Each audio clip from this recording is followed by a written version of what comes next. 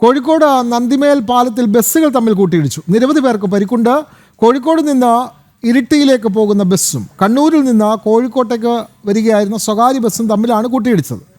വിവരങ്ങളുമായി ദിസ്ന സുരേഷ് ചേരുന്നു. ദിസ്ന, രണ്ട് സ്വകാര്യ ബസ്സുകൾ തമ്മിൽ കൂട്ടിയിടിച്ച് നിരവധി പേർക്ക് പരിക്ക്. കൂടുതൽ വിവരങ്ങൾ.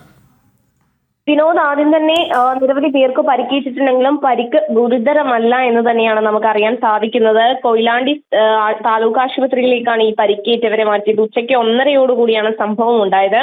കോഴിക്കോട് നിന്ന് ഇരിട്ടിയിലേക്ക് പോകുന്ന ബസ്സും കണ്ണൂരിൽ നിന്ന് കോഴിക്കോട്ടേക്ക് പോകുന്ന സ്വകാര്യ ബസ്സുകളും ഈ മേൽപ്പാലത്തിൽ നേർക്കുനേർ ഇടിക്കുകയായിരുന്നു. ആ ദൃശ്യങ്ങളിൽ നിന്ന് തന്നെ നമുക്ക് വ്യക്തമാകാം. ഈ സ്വകാര്യ ബസ് സൈഡ് മാറി വന്നിടിക്കുകയായിരുന്നു എന്നാണ് ഈ അപകടം കണ്ട ദൃക്സാക്ഷികൾ പറഞ്ഞിരിക്കുന്നത്. ഈ രണ്ട് ബസ്സിന്റെയും മുൻവശം വലിയ രീതിയിൽ തകർന്നിട്ടുള്ളത് നമുക്ക് ഈ ദൃശ്യങ്ങളിൽ നിന്ന് വ്യക്തമാണ്. നിരവധി പേർക്ക് പരിക്കേറ്റു. ഈ പരിക്കേറ്റ ആളുകളെ കൊയിലാണ്ടി താലൂക്ക് ആശുപത്രിയിലാണ് പ്രവേശിപ്പിച്ചിട്ടുള്ളത്. ആരുടെയും നില പരിക്ക് ഗുരുതരമല്ല എന്ന് തന്നെയാണ് നമുക്ക് അറിയാൻ സാധിച്ചിട്ടുള്ളത്. വിനോദ്, കോഴിക്കോട് നന്ദിമേൽ പാലത്തിലാണ് സ്വകാര്യ ബസ്സുകൾ കൂട്ടിയിടിച്ച് നിരവധി പേർക്ക് പരിക്കേറ്റത്.